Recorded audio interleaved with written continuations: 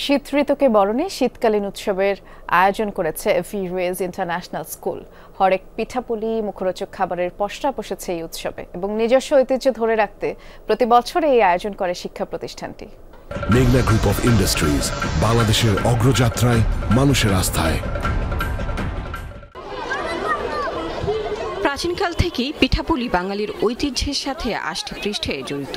হিমহিম কুয়াশা পড়তেই আয়োজন করে বানানো হতো পিঠা, কিন্তু কালের বিবর্তন আর নগরায়নের বিকাশে আজ অনেকটাই ম্লান সেই সংস্কৃতি।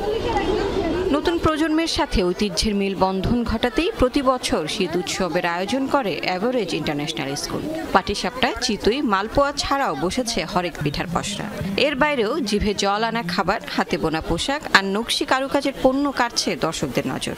পিঠা তো বাচ্চারা এখন চেনে না, তো পিঠা উৎসবের একটু পিঠা টিঠা রেডি করলে বাচ্চারা দেখে শিখলো, খেলো, একটু সবাই মজা করলো। অনেকটা এনজয় করি, কারণ আমরা এটা আসলে বছরে একবারই করতে পারি যে আমরা আমাদের নিজেদের বানানো জিনিস বিক্রি করতে পারি।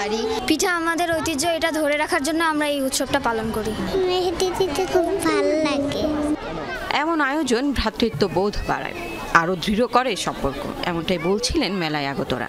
বছরের শেষে সবাই যেন একটু একসাথে হতে পারে। একে অপরের প্রতি যে সত্যিকার অর্থে শ্রদ্ধাবোধ, স্নেহবোধ, ভ্রাতৃত্ববোধ, এই জিনিসগুলো যে আমাদের হারিয়ে যাওয়ার পথে তলানিতে চলে আসছে, এগুলোকে আমাদের যে সত্যিকার অর্থে সংস্কৃতি, এই সংস্কৃতিকে জিয়ে রাখার জন্য আমাদের বাচ্চাদের ভিতরে ছড়িয়ে দিয়েছি, যাতে যারা শহরে আছে তারা গ্রামের আবহাওয়াটা যারা বুঝতে পারে যে আসলে গ্রামের যে আমাদের এই শীতকালের পিঠা উৎসবটা কি, নতুন ধান আসে, কিভাবে পিঠা বানায়। আয়োজকরা জানান, দেশীয় ঐতিহ্য প্রজন্ম থেকে প্রজন্মে ছড়িয়ে দেওয়ার দায়িত্ব সবার, সেই চেষ্টাই করছেন তারা। লাভলি বিথি, যমুনা নিউজ, ঢাকা।